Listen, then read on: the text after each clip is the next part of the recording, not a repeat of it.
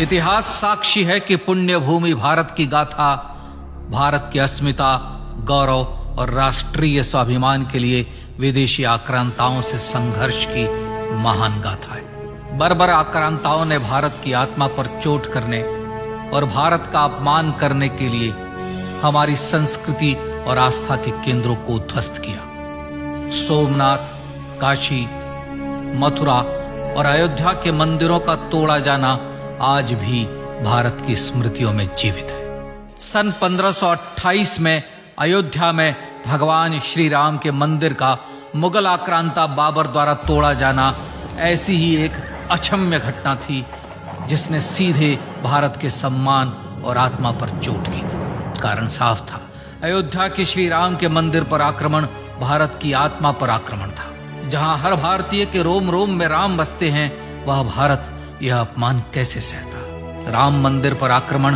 भारत को आहत कर गया था। विदेशी हमलावर अपनी बर्बरता दिखाते गए और भारत अपने आत्मगौरव को फिर से पाने के लिए संघर्ष करता रहा। भारत रामलला के जन्म स्थान पर बाबर के नाम पर बने एक ढांचे को देखता और उसे हटाने का संकल्प लेकर शक्ति संजोया करता। हिंदू समाज आत्मसम्मान के रण में डटा रहा और लगातार हमलावरों द्वारा बनाए गए बाबरी ढांचे को हटाने के लिए लड़ता रहा। सरयू कई बार रक्त से लाल हुई। कभी स्थानीय शासकों ने तो कभी साधु संतों और राम भक्तों ने राम जन्मभूमि की मुक्ति के लिए अपने प्राणों की आहुति दी। 74 बार युद्ध हुए। हम कुछ मोर्चे हारे, पर रण जीतने का संकल्प कभी कम नहीं हुआ। हिंदू समाज तलवारों से रक्त रंजित हुआ, पर उसने हार नहीं मानी। उसका संकल्प अजेय था। 15 अगस्त 1947 को देश की आजादी के साथ सैकड़ों सालों से चले आ रहे इस संघर्ष में नई ऊर्जा और एक नया मोड़ आया। अचानक 23 दिसंबर 1949 को बाबरी ढांचे में श्री राम लला प्रकट हुए। हजारों राम भक्त दर्शन के लिए उमड़ पड़े। तत्कालीन प्रधानमंत्री पंडित जवाहरलाल नेहरू ने उत्तर प्रदेश सरकार को श्री राम लला को विवादित ढांचे से हटाने का आदेश दिया। उत्तर प्रदेश सरकार ने अयोध्या के कलेक्टर को यह काम दिया और यह निर्देश भी कि जरूरत पड़ने पर वे बल का प्रयोग भी करें। अयोध्या के कलेक्टर ने सरकार को उत्तर दिया कि यह नरसंहार के बिना संभव नहीं है, और फिर भी वह ऐसा चाहती है तो किसी दूसरे कलेक्टर से यह काम करवा ले। परिणाम स्वरूप रामलला की मूर्ति वहीं विराजमान रही। विवादित ढांचे को बंद कर दिया गया। केवल पुजारी को सेवा अर्चना के लिए भीतर जाने की अनुमति थी। फिर भी राम भक्त विवादित ढांचे के बाहर से प्रभु श्री राम की आराधना करते रहे। भारत के हिंदू समाज के लिए चुनौतियां और बढ़ गई। मामला अदालत में गया। विपक्षी दलों द्वारा अदालत में भगवान श्री राम के अस्तित्व पर सवाल उठाए गए। उनके अयोध्या में ही जन्म लेने का प्रमाण मांगा गया। भारत का जनमानस अब आहत हो उठा था। आजाद भारत में भी हिंदू समाज को अपनी आस्था और श्रद्धा के लिए संघर्ष करना पड़ रहा था। चुनौतियों के इस समय में सन 1984 में विज्ञान भवन दिल्ली में विश्व हिंदू परिषद ने धर्म संसद का आयोजन किया। इस संसद में देश भर के संतों ने राम जन्मभूमि की मुक्ति के लिए आह्वान किया और राम जन्मभूमि मुक्ति यज्ञ समिति का गठन किया। धर्म संसद ने राम जन्मभूमि की मुक्ति और वहां भगवान श्री राम के भव्य मंदिर बनाने के भारत के जनमानस के संकल्प को फिर से दोहराया। विश्व हिंदू परिषद के नेतृत्व में मंदिर निर्माण के लिए पूरे देश में अभूतपूर्व आंदोलन की शुरुआत हुई। श्री राम जन्मस्थली मुक्ति यज्ञ समिति के साथ देश भर में राम जानकी की रथ यात्राएं निकली। राम लीलाओं में राम कथा के माध्यम से भारत का आम जन फिर से जुटा। अब सबके मन में एक ही प्रण था, एक ही लक्ष्य था। अयोध्या में जन्मभूमि पर भगवान श्री राम के भव्य मंदिर का निर्माण। सन 1989 में विश्व हिंदू परिषद द्वारा गांव-गांव से रामशिला पूजन करके अयोध्या भेजी गई। 2,75,000 गांवों से रामशिलाएं अयोध्या पहुंची। भव्य राम मंदिर के शिलान्यास का निर्णय हुआ। पूज्य संत महात्माओं और हिंदू समाज के अन्य प्रमुख नेताओं के निर्णय के अनुसार अनुसूचित जाति के प्रमुख नेता श्री कामेश्वर चौपाल ने 9 नवंबर 1989 को मंदिर निर्माण का पहला पत्थर रखा।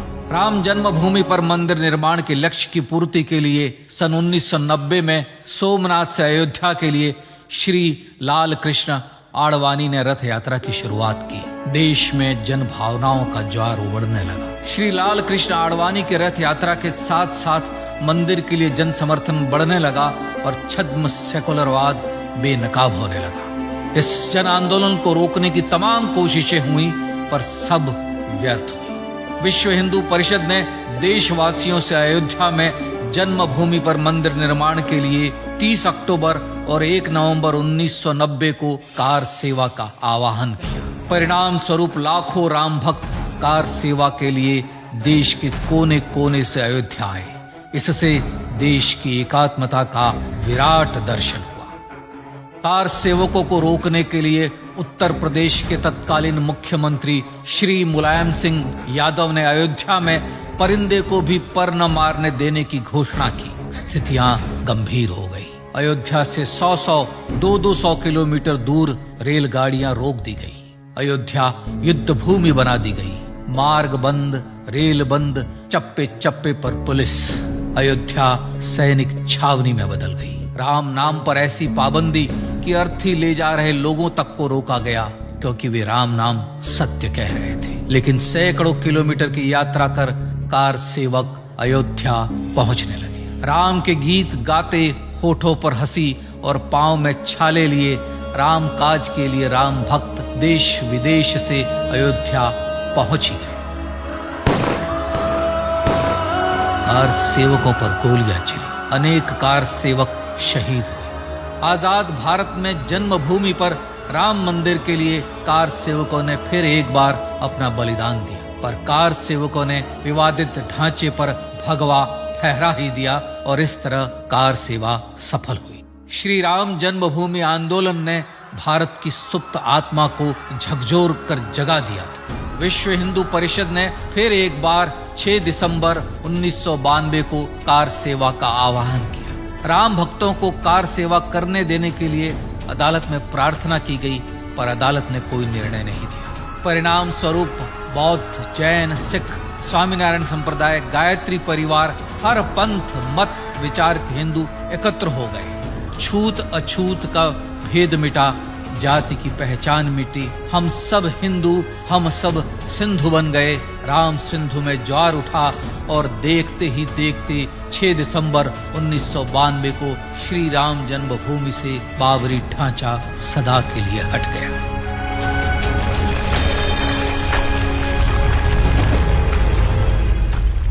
यह क्षण शौर्य, न्याय और सत्यमेव जयते का क्षण था। यह तो धर्मस्ततो जय का क्षण था।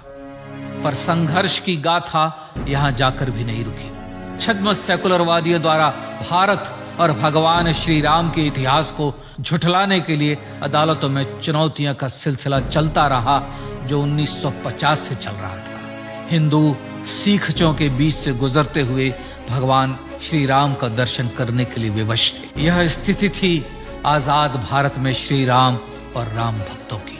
पर सत्य को तो जीतना ही था।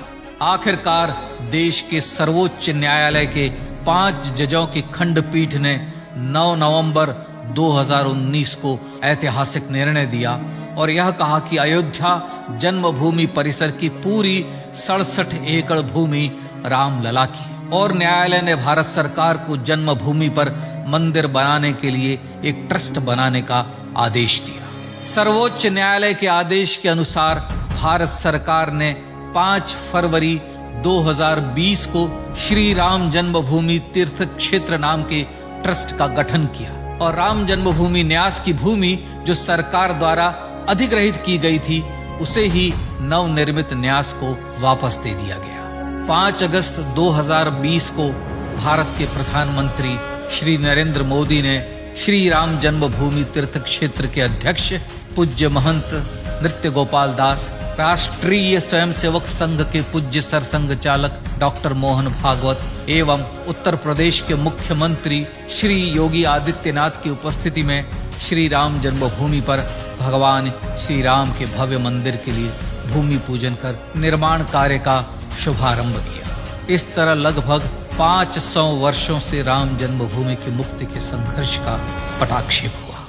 अपने आत्मसम्मान और राष्ट्रीय अस्मिता के लिए इतना लंबा संघर्ष विश्व के इतिहास में बेजोड़ है। श्री राम भारत की आत्मा, भारत की परिभाषा, हमारे राष्ट्रीय आदर्शों और जीवन मूल्यों के प्रतिनिधि मर्यादा पुरुषोत्तम हैं, जो हर हिंदू के होठों पर जन्म से मृत्यु तक रहे, बस यही हर हृदय में प्रार्थना होती है। राम भारतीय राष्ट्रीय स्वाभिमान और आसेतु हिमालय से समुद्र पर्यंत तक जन जन को एकात्मता के बंधन में बांधने वाले रक्षा सूत्र है। अयोध्या स्थित श्री राम जन्मभूमि पर बाबर का हमला वास्तव में भारत के स्वाभिमान और राष्ट्रीयता पर हमला था। प्रधानमंत्री श्री नरेंद्र मोदी द्वारा श्री राम जन्मभूमि पर राम मंदिर का पुनः निर्माण न केवल बाबरी मानसिकता का पराभव है, बल्कि संपन्न, सुखी, सुसंस्कृत, सर्वशक्ति संपन्न